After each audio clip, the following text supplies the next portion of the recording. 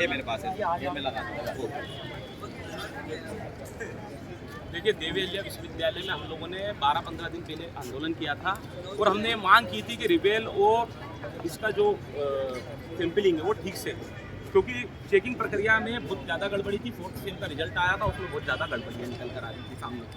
आज बात जब हमने परीक्षा नियंत्रक जी से बात की तो सर्वप्रथम हमने उनसे यही पूछा कि आपने इसमें क्या पाया, तो उन्होंने एक्सेप्ट तो किया कि हाँ, कम से कम 10 बच्चों के रिजल्ट में अंतर आया है, लेकिन वो कहीं ना कहीं विश्वविद्यालय की तरफदारी करते हुए ये कह रहे थे कि चेकिंग प्रक्रिया में कोई गड़बड़ी नहीं है। अब आते हैं मूल बात पर। हम लोग जो मूल बात यहाँ रख रहे थे वो मूल बात ये है कि देवी अहिल्या विश्वविद्यालय में 4th सेमेस्टर की जो AT-KT की परीक्षा है वो 6 महीने बाद होती है।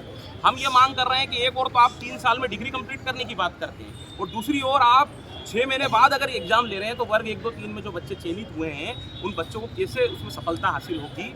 इसके लिए हम उनसे अनुरोध कर रहे हैं कि हजारों विद्यार्थियों की परीक्षा आप या तो मुख्य AT-KT के रूप में रहे या आप उनकी विशेष AT-KT पिछले वर्ष की तरह कराएं। दूसरी मांग हमारी ये है कि जो फर्स्ट सेम में विद्यार्थी फेल हुए हैं उनकी ये पूरी परीक्षा कराने की मांग कर रहे हैं।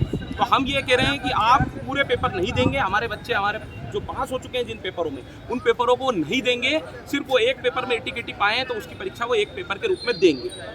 तीसरी हमारी जो प्रमुख मांग है वो ये है कि काफ़ी चेकिंग प्रक्रिया में बहुत ज़्यादा गड़बड़ी आ रही है। वेलुअर काफ़ी कब क्रॉस लगाकर काट देता है, उनके क्वेश्चन मार्क लगा देते हैं और कहीं ना कहीं विद्यार्थियों को टोंट मारने के लिए वेलुअर ये लिख देता है कि आप फिर से पढ़कर आओ।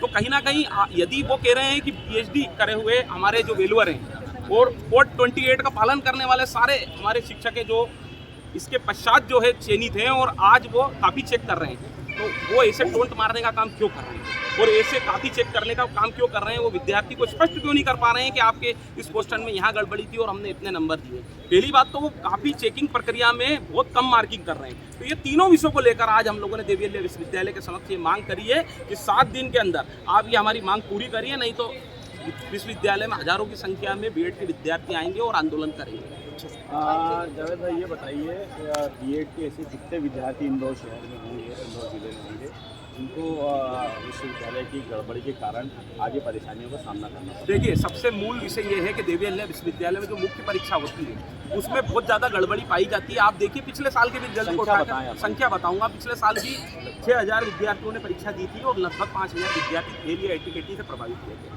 इस साल भी 6000 के लगभग विद्यार्थियों ने परीक्षा दी, 5000 के समथिंग विद्यार्थी फेल या AT-KT से प्रभावित हुए।